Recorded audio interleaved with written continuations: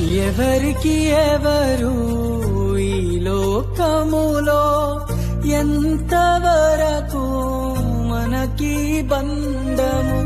ఎవరికి ఎవరు ఈ లోకములో ఎంతవరకు మనకి బంధము?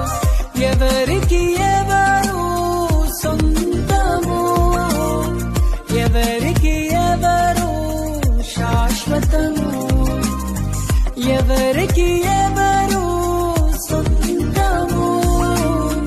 ఎవరికి ఎవరు శాశ్వతము?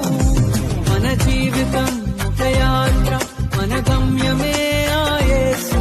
మన జీవితం ఒక పరీక్ష, కని గెలవడమే మన తపన.